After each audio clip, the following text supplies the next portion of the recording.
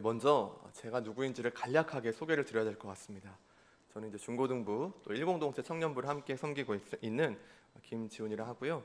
제가 생각해 보니까 2020년 들어서 여기에서 설교하는 날이 어제와 오늘 처음입니다. 혹시 어제 새벽 예배 때 오셨는 분이 계실 수도 있는데 제가 여기에 처음 올라오다 보니까 굉장히 조금 당황했습니다. 그래서 이제 성경을 읽고 찬양을 먼저 하고 말씀을 전해야 되는데 바로 말씀을 전하려다가 찬송을 부르는 바람에 제가 찬송가 28장 부르겠습니다 하고 바로 불렀습니다. 그래서 적잖이 좀 당황하셨던 분이 계셨을 수도 있는데 저도 이제 당황했었으니까요. 좀 잘 이런 부분 좀 아시고 또 이렇게 함께 하시면 좋겠습니다. 예. 제가 학교를 다닐 때 수영 수업을 들은 적이 있습니다. 여러분 다 수영할 줄 아십니까? 제가 이렇게 보여도 수영을 잘 할 줄 모릅니다. 잘할 것 같습니다만 전혀 할 줄을 몰라서 물을 특별히 좀 무서워했고 좀 수영을 좀 배워야겠다라는 생각이 들어서 교양 수업으로 수영을 들었던 적이 있습니다. 수영 수업을 갔더니 약 30명 정도의 학생이 왔습니다. 그런데 그 중에는 어떤 사람들도 왔냐면 미국에서 라이프가드 요원인 분도 그 수업을 들으러 오신 거예요. 그러니까 이분은 앞에 계신 강사이신 그 수영 교수님보다도 어떤 면에서는 더 수영을 잘할 수도 있는 그런 분이 오신 겁니다. 그 중에 30명 중에 저처럼 아예 수영을 하지 못하고 물에 뜨지를 못하고 특별히 저의 키보다 조금 높은 곳 자체를 두려워하는 사람은 5명 정도였습니다. 교수님이 첫 시간에 이렇게 얘기하셨습니다. 여기에 계신 모든 분들은 이 5명을 제외하고는 저에게 수업을 들을 필요가 없으십니다. 그런데 이분들이 다 왜 왔을까요? 왜 왔냐면 그러면 학점을 받기가 참 좋기 때문입니다. 그 밑에를 누가 깔아줄까요? 깔아준다고 말하는데 바로 저 같은 순진무구한 학생이 와서 정말 수영을 배우려는 마음으로 왔었는데 약 25명 정도는 이미 수영을 엄청 잘하는 분들이었습니다. 그래서 한 학기 동안에 어떻게 했냐면 이 교수님이 이 5명 정도의 학생만 수영을 가르치고 다른 분들은 자유롭게 하시오 막 이랬더니 제가 옆에서 봐도 완전 난리가 납니다. 막 이렇게 막 무슨 인어처럼 막 이렇게 하고 막 여러 걸 하는 중에 저는 뭘 하고 있을까요?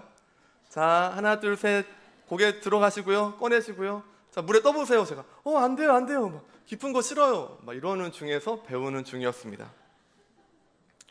그렇게 함께 수영을 배우고 드디어 시험 기간이 다가왔습니다. 저는 이미 이 수영에 대해서 두려움이 많았기 때문에 중간쯤 보면 2m가 되는 지점이 있었습니다. 다시 말해 제 키를 넘어서는 지점이죠. 그 당시 제가 있던 학교 수영장은 똑같은 깊이가 아니고 중간쯤은 더 깊어지고 다시 낮아지는 이런 식으로 생긴 수영장이었습니다. 저는 그때 어떤 생각을 했냐면 절대로 가운데 쪽 레인을 하면 안 된다. 왜일까요? 하다가 혹시라도 못하면 그대로 들어가는 것이죠. 그래서 제가 계속 생각을 하면서 시험 순서를 잘 맞춰서 제가 이제 일부러 그 맨 끝 라인에 서도록 했습니다. 그래서 언제라도 못하겠으면 다시 이제 옆에 벽을 잡을 수 있으니까요. 시험이 이제 시작됐습니다. 시험은 어떻게 하는 거였냐면 자유형으로 한번 가고 배영으로 오는 것이었습니다. 자유형은 배워서 어떻게든 갔습니다. 그 다음에 이제 배영을 해야 되잖아요. 배영은 기본적으로 얼굴이 물 위로 이렇게 올라와야 됩니다. 어느 순간 이렇게 하다 보니까 물이 이렇게 들어가는 것이죠. 제가 고민했습니다. 학점을 잘 받을 것인가, 여기서 살아남을 것인가. 제가 막 이렇게 하는 중에 알고 보니까요, 교수님이 저 레인에서부터 저를 따라오고 계셨어요. 저 이렇게 툭툭 치시면서 학생 그만 나와요 이랬습니다. 그래서 제가 거기서 이제 좀 학점을 잘 받아야겠다는 것은 포기하고 나오게 됐습니다. 제가 하려고 하는 이야기는 그 다음 학생의 이야기입니다. 저와 같이 수업 5명 중에 1명이었던 학생이 겁없이 가운데에 섰던 겁니다. 저는 이제 저 학생이 무언가 좀 자신이 생겼나 보다, 역시 나랑은 좀 다르군 생각했는데 자유형으로 이렇게 갔다가 다시 돌아오는 시점 가운데 아마도 2m쯤 되는 깊이니까 두려웠던 것 같습니다. 갑자기 오다가요, 모두가 이렇게 뒤에서 이렇게 보고 있었는데 다른 사람들이 이렇게 왔다 갔다 하고 이 학생이 오다가 갑자기 물속으로 꼬르륵 들어가는 겁니다. 그때부터 이제 웃음도 사라지고요, 갑자기 모든 것이 조용해지고 그 다음 그 정적 후에 어떤 말이 들렸을까요? 살려주세요! 갑자기 그 학생 입장에서는 물속에 들어가서 이제는 더 이상 시험이고 뭐고 관계없고 굉장히 위기다라는 것을 갑자기 느낀 것 같습니다. 제가요 그때 처음 알았습니다. 저는요 그때 교수님이 착 들어가서 이 학생을 딱 이렇게 끌어내 오는 줄 알았어요. 그게 아니라요, 이미 이쪽에 그런 수많은 학생들을 위해서 엄청나게 긴 장대가 있습니다. 그래서 이쪽으로 달려가시더니 바로 장대를 꺼내셔서 잡아요 했더니 잡아가지고 뛰쳐나온 것을 기억을 하게 됩니다. 저는 그 학생과 저의 상황을 살펴보면서 아마도 그 학생 입장에서도 거기에서 좀 이렇게 잘 보이고 싶은 마음도 있고, 여기에서 좀 뭔가 품위를 지키고 싶은 마음도 있고, 아무리 수영 점수도 점수겠지만 좀 이렇게 부끄러운 마음도 있으니까 살려주세요 이렇게 미친 사람 마냥 할 필요 없이 뭐 좀 점잖게 살려주시겠어요? 뭐 이렇게 한다든지요, 아니면 살려주시든지 마시든지 그러나 저는 괜찮아요 라고 좀 이렇게 괜찮은 척을 할 수도 있을 텐데, 우리가 잘 아는 것처럼 그 학생도 저도 그런 마음이 있었기 때문에 살려주세요를 정말 미친 듯이 부르짖는 것을 보게 되었습니다. 마태복음 9장에는 어떤 이야기들이 주로 나오고 있냐면 바리새인과 예수님의 관점, 견해의 차이를 보여줍니다. 바리새인들은 언제나 무엇을 우선시하냐면 그들이 지켜왔던 율법, 그들이 지켜야 했던 손을 씻는다든지 음식을 먹을 때 지켜야 한다는 것, 이방인들과 밥을 먹지 않는 것들을 굉장히 중요하게 생각합니다. 그러나 예수님은 그러한 모든 순간마다 충돌하시는 모습을 보여줍니다. 도리어 주님은 그러한 것이 중요한 것이 아니라, 품위를 지키고 무언가 나는 괜찮아요 라고 말하는 것이 아니라, 주님 저 살려주세요, 주님 저는 살고 싶어요, 그 당시에 어떤 상황이든지 부끄러울 수도 있고 어떤 면에서는 이런 말을 해도 될까라는 마음이 있을지라도 주님 저 만져주세요, 저 병을 낫고 싶어요 라고 하는 사람들에 대해서 사복음서를 다 살펴보면 한 번도 외면한 적이 없으십니다. 오늘 우리가 이 말씀을 통하여서 맞아, 주님이 원하시는 것은 그저 어떤 다른 모습들, 어떤 품에 있는 모습들, 무언가 우리의 모든 것을 다 갖추고 주님께 나아가는 것이 아니라 주님 말씀하신 바와 같이 의인이 아닌 죄인을 찾으러 왔다라는 그 말씀의 의미에 대해서 같이 오늘 이 시간에 생각하고자 합니다. 마태는 여기에 자신을 제자로 부르신 이야기를 적고 있습니다. 마태는 지금 이 마태복음을 모든 내용들을 말하면서 그분이 다윗, 아브라함 그 모든 자손의 예수 그리스도이심을 1장부터 풀어서 분명하게 말합니다. 그리고 족보의 내용들, 또 예수 그리스도의 오심에 관한 이야기를 말한 이후에 5장부터 7장까지는 우리가 잘 아는 것과 같이 산상수훈의 말씀을 하십니다. 그러면서 그 이후 후반부에서 어떤 얘기들이 나오냐면 이때부터 예수님께서 기적을 행하십니다. 주님이 가시는 곳마다 놀라운 일들이 일어납니다. 나병 환자를 깨끗하게 하시고 백부장의 하인을 고치십니다. 그 당시에 나병 환자는 어떤 사람이냐면 격리되어야 하는 사람이었습니다. 왜일까요? 나병 환자를 누구든지 만지는 순간 자신도 부정하게 되기 때문입니다. 내가 이 나병 환자를 만졌을 때 이 나병 환자를 깨끗하게 할 수 있는 사람은 아무도 없습니다. 그 부정함이 자신에게 옮겨와서 자신이 부정하게 되기 때문입니다. 그러나 예수님은 어떻게 하시냐면 나병 환자를 겁도 없이 덜컥 만지십니다. 그리고 어떻게 될까요? 사람들은 보았겠죠. 이 사람이 이제 부정하게 됐겠구나 했는데 이 나병 환자가 낫는 것입니다. 심지어는 이후에는 많은 사람들이 찾아오니까 만나는 대로 다 고치시고, 더 나아가서는 귀신 들린 사람들, 야, 이 사람은 진짜 어떻게 할 수 없다, 몸을 고치는 정도가 아니라 이 영혼에 병든 것은 누구도 할 수 없다라고 반드시 격려해야 될 그 사람들에 대해서도, 귀신 들린 사람에 대해서도 귀신을 쫓아내시고, 심지어 나아가 주님께서 말씀하시니까 바람과 바다가 잔잔하게 되는 일들이 일어납니다. 제자들이 깜짝 놀라죠. 이 사람은 도대체 누구인가? 그리고 9장 전반부에서는 중풍병자를 고치시면서 그냥 너의 병을 고친다라고 말씀하셔도 되는데 그렇게 말씀하시지 아니하시고 내 죄사함을 받았느니라 라고 말씀하심을 통하여서 그분이 그냥 어떤 한 사람 중에 뛰어난 사람 정도가 아니라 신적인 권위를 갖고 죄를 사하실 수도 있고 사하시지 않으실 수도 있는 모든 주권을 가진 하나님이심을 이 본문을 통해서 말하고 있습니다. 그리고 오늘 우리가 읽었던 이 마태의 이야기가 나옵니다. 오늘 이 본문은 무엇을 말하고 있냐면 그렇게 기적을 많이 행하시고 그렇게 위대하시고 그분은 그저 평범한 사람이 아니라 참 하나님이시오 참 사람이심이 분명하다면 그분은 여기에 왜 오셨는가에 대한 대답을 오늘 본문은 말하고 있습니다. 우리 함께 오늘 읽었던 말씀에서 10절 말씀을 같이 먼저 함께 읽겠습니다. 10절 말씀 같이 읽습니다. 예수께서 마태의 집에서 앉아 음식을 잡수실 때에 많은 세리와 죄인들이 와서 예수와 그의 제자들과 함께 앉았더니. 마태는 여기에서 예수님을 자신의 집으로 초청했던 것으로 보여집니다. 그런데 예수님은 참 희한한 점이 무엇이냐면 만약에 그 당시에 바리새인과 서기관과 같은 사람들과 얼마든지 같이 어울리실 수 있고 그들과 어떤 좋은 자리들, 맛있는 것들을 먹고 율법에 대해서 같이 배우고 할 수도 있었을 텐데 예수님은 언제나 어디로 가시냐면 우리가 생각하기에는 가지 말아야 할 곳을 항상 가십니다. 오늘 말씀도 우리가 읽을 때 굉장히 어색한 부분을 보게 됩니다. 무엇이 어색하냐면 아마도 이제 다 말씀을 깊이 하시니까 어색하지 않으실 텐데 많은 세리와 죄인들과 함께 앉아서 음식을 잡수시는 것입니다.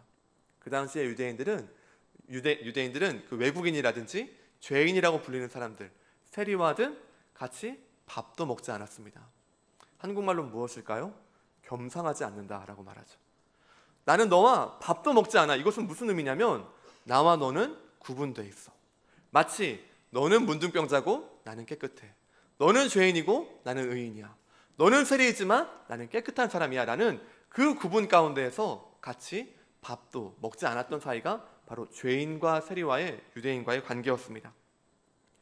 그런데 주님은 어떻게 행하시냐면 세리인 마태의 집에 오셔서 같이 앉아서 죄인과 세리들을 다 모아서 같이 식사를 하고 계신 것입니다.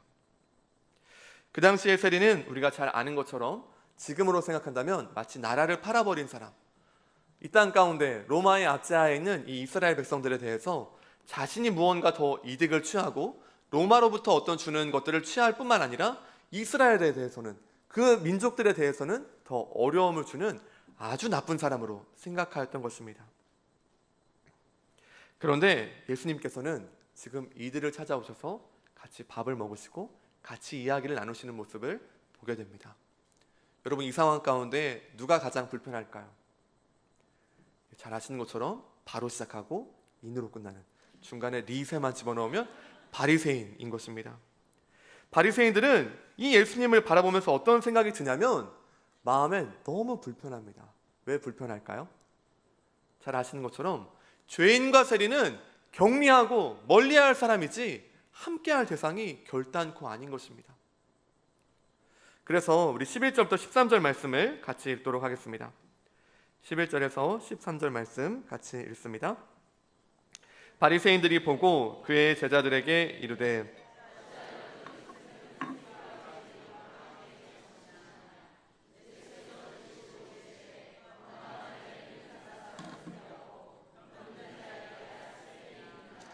너희는 가서 내가 긍휼을 원하고 제사를 원하지 아니하노라 하신 뜻이 무엇인지 배우라. 나는 의인을 부르러 온 것이 아니요 죄인을 부르러 왔노라 하시니라. 아멘. 예수님께서 이렇게 행하시는 모습을 바라보면서 바리새인들이 질문합니다. 이것은 당연한 질문입니다. 아니 어째서 너희의 그 선생이란 자는 지금 이 나라가 모두 지키고 있는 이 중요한 율법, 어찌하여 이것을 지키지 않고 죄인과 세리와 함께 같이 밥을 먹고 있느냐? 너희 선생은 네가 생각해도 잘못되지 않느냐라고 질문하고 있는 것입니다. 그들이 생각할 때 이 정결 규례, 그리고 그들이 생각했던 어떤 아집, 율법이란 무엇인가에 대한 그 생각을 갖고 예수님에 대해서 공격하고 비난하고 있는 상황인 것입니다. 예수님은 그때 이렇게 대답하십니다. 들으시고 이르시되, 제자들에게 말씀하셨지만 예수님이 대답하십니다. 12절에 건강한 자에게는 의사가 쓸데없고 병든 자에게라야 쓸데있느니라. 여러분, 우리는 이 본문을 읽으면서 조금만 한글을 아신다면 여기에서 어떤 의미를 하는지를 당연히 알 수 있습니다. 여기에서 의사는 바로 예수님을 의미하고, 건강한 자는 지금 바리새인들을 의미하고, 병든 자는 여기에서 이 죄인과 세리들을 의미합니다. 그러나 지금 이 말씀을 하시는 그 의도는 바로 이 13절에 더욱 정확하게 나타나 있는데, 이 말씀은 호세아 6장 6절에 이미 구약에 나와 있던 말씀의 내용을 인용하시는 것입니다. 주님이 이렇게 말씀하십니다. 13절 제가 읽습니다. 내가 긍휼을 원하고 제사를 원하지 아니하노라 하신 뜻이 무엇인지 배우라. 나는 의인을 부르러 온 것이 아니요 죄인을 부르러 왔노라 하시니라.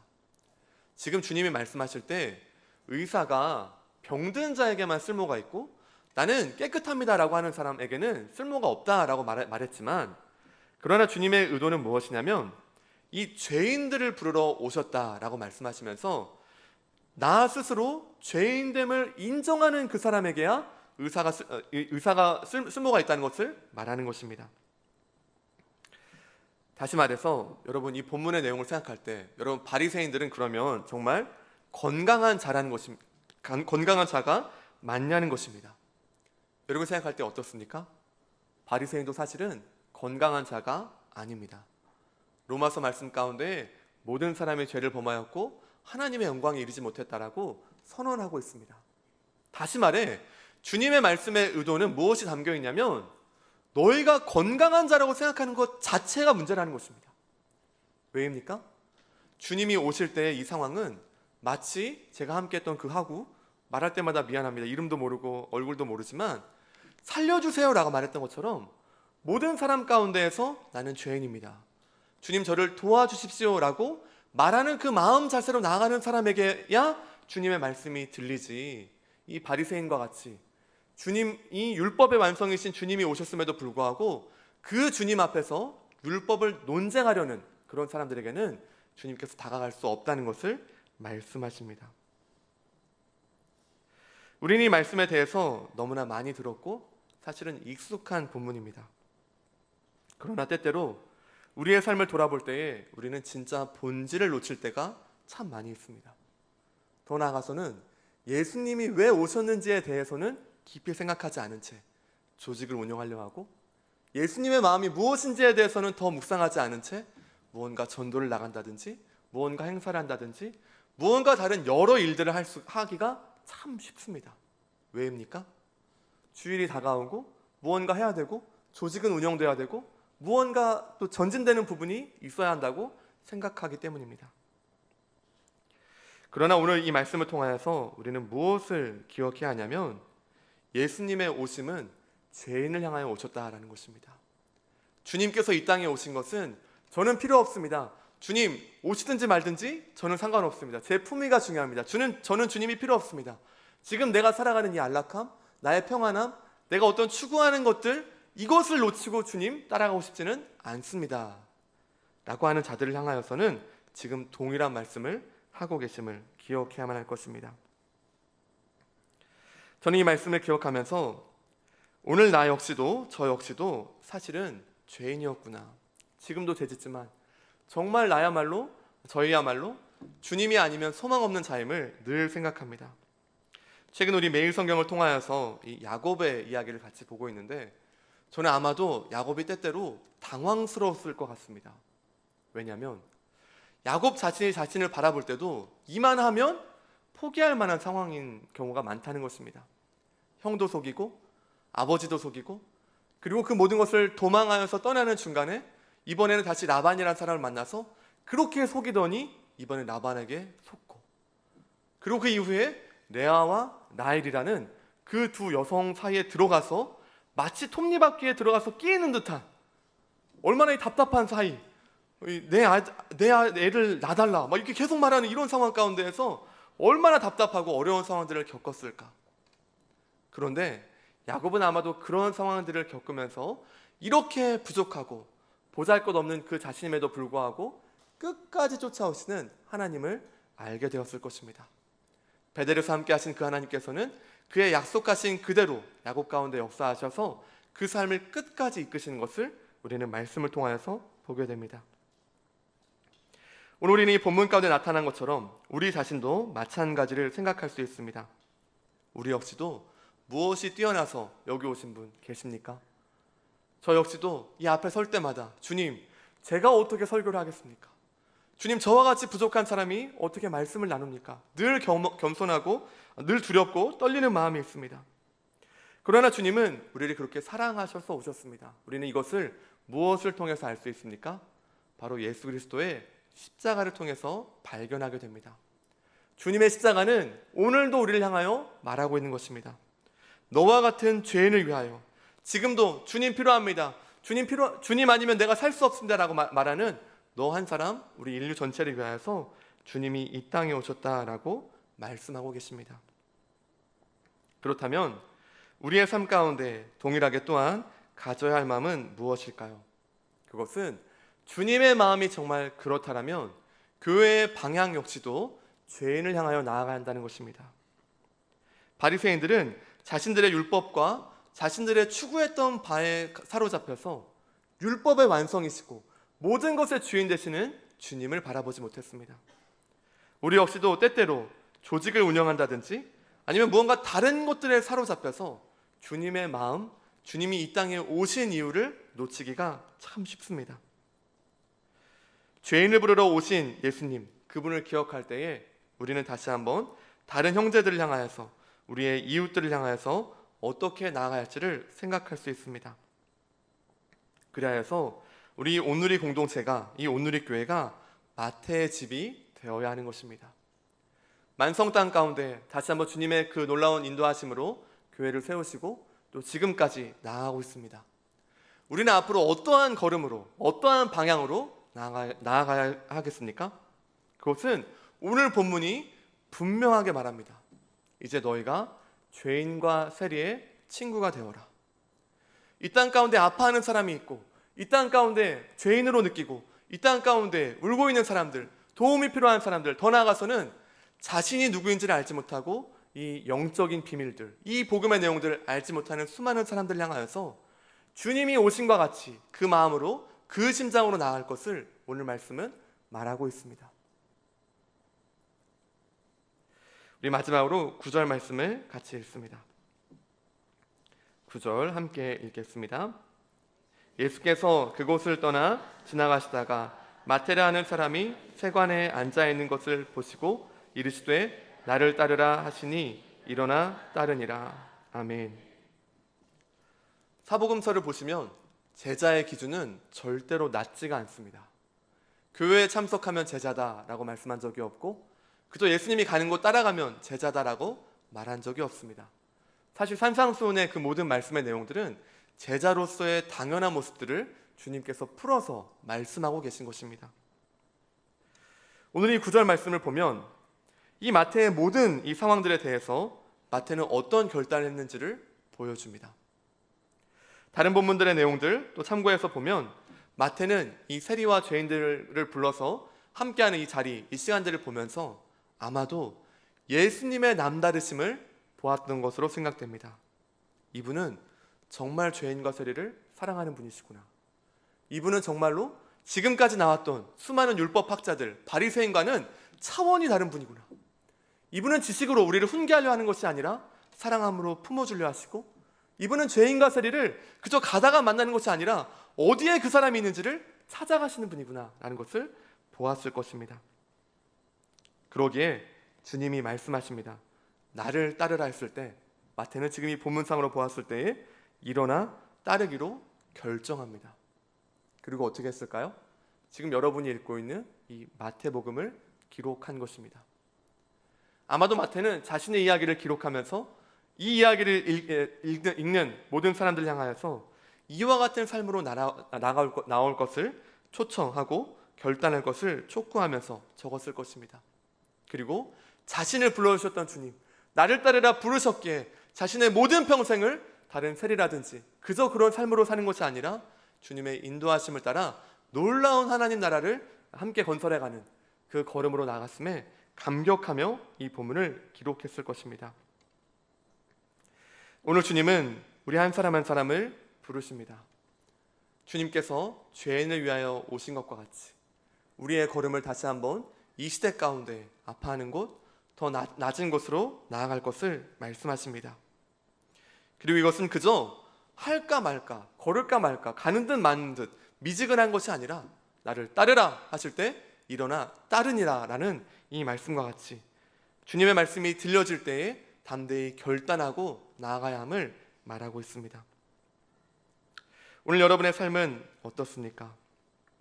가정에서, 또 여러분이 일하고 있는 곳에서, 모든 자리 가운데에서 우리의 눈빛과 행동과 모든 것을 통하여서 주님의 심장으로, 주님의 마음으로 죄인과 세리와 같은 사람들을 바라보고 있습니까? 아니면 바리새인들과 같이 쯧쯧쯧 저래가지고 되겠어? 쯧쯧쯧 이래가지고 뭘 하겠어? 라고 혹시 말하고 있는 것은 아닌지 돌아보기를 원합니다.